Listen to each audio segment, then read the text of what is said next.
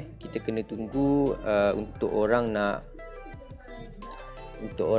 apa, belilah. Nampak kita kan dah ada orang nak beli dah. Nampak ni order saya baru je letak, dah ada orang nak beli.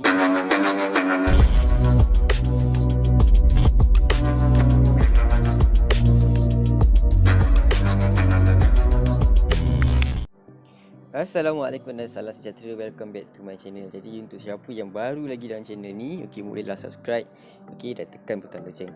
Jadi kat sini untuk video kali ni, apa yang saya nak tunjuk lah macam mana kita nak withdraw duit kita yang ada dekat sini kepada duit RM. Macam mana kita nak withdraw jadi duit RM. Sebab yang macam kita tahulah, contohnya macam kat Luno kalau dekat Luno, kita boleh je nak withdraw terus masuk bank kita direct. Contoh macam Bitcoin, lepas tu dia jadilah MYR. Lepas tu nanti dekat sini akan masuk sini, kita boleh withdraw directly masuk bank kita. Tetapi dekat Binance ni kita tak ada macam itu. Kita memang kena buat P2P.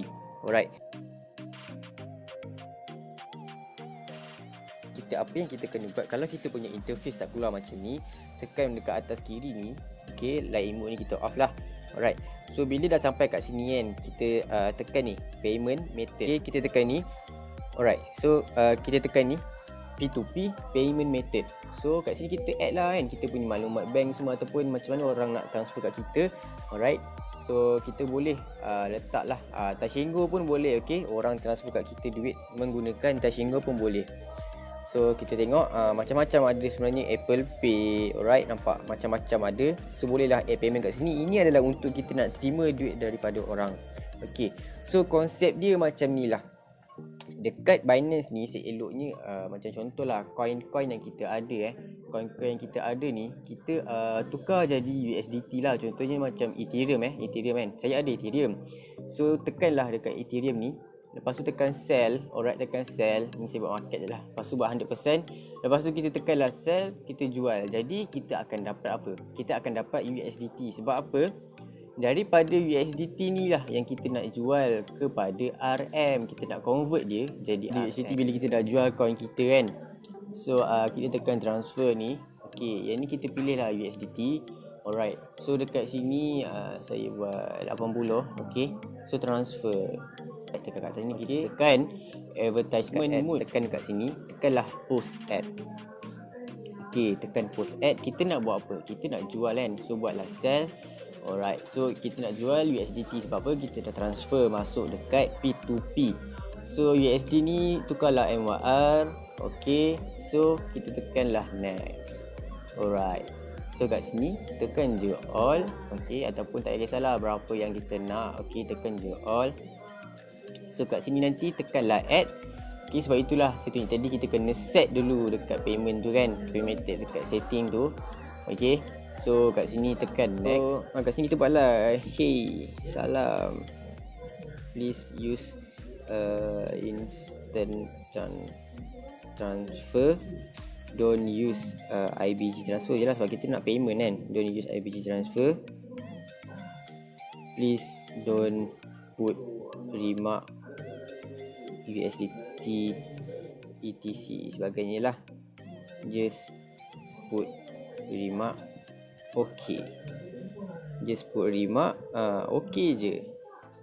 Macam ini. So kat sini kita buatlah berapa yang kita dah register, berapa lama kita dah register kan. So saya buat contoh 80. So saya holding lebih daripada 4. So tekanlah kita tekanlah post. So kita dah post. So kita tekanlah done. Tekan done. So bila kita dah tekan done, kita kena tunggu kita kena tunggu untuk orang nak apa, belilah. Nampak kita kan dah ada orang nak beli dah. Nampak ni order saya baru je letak, dah ada orang nak beli. So apa yang kita nak buat sekarang ni,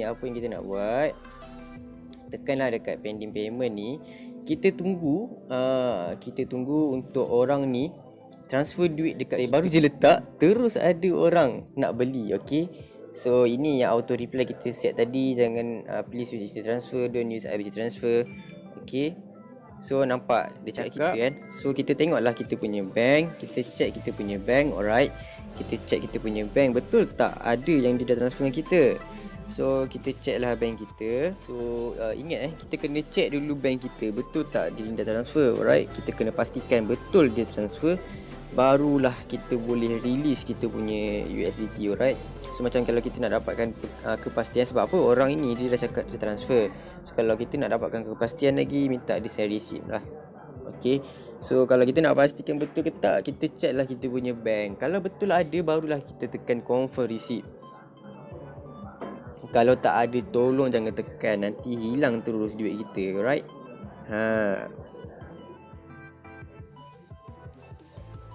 so kat sini kan, kita tekanlah confirm.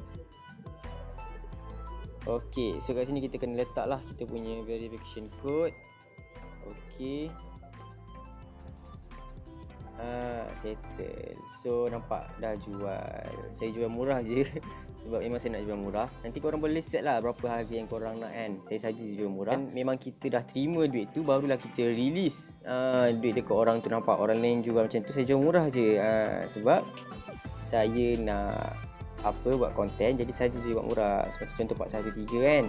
Kalau macam saya tadi dapat 100 USDT, tapi kat sini dapat 97. So saya saja je buat murah untuk kali ni, saja untuk konten. So macam itulah cara dia. Saya recall balik macam mana. First kita pergilah dekat sini. Alright, so kita buatlah payment method. P2P payment method ni kita buat dulu kita punya payment method. Lepas tu kita kena ada USDT. Macam kita dah ada coin semua ni, kita tukar sikit jadi USDT. Alright, lepas tu kita transfer masuk dekat P2P. Lepas dah ada dekat bahagian P2P ni, kita tekan dekat trade, tekan dekat P2P. Dekat atas belah kanan nanti tekan tukar kepada advertisement mode. Alright, jadi itu sahaja untuk video kali ini. Alright, jangan lupa subscribe dan tekan butang loceng, dan stay tune untuk video seterusnya. Dan sebab saya akan upload lagi banyak video, dan yang paling penting, jangan skip iklan. Okay. Okay, bye, thank you semua.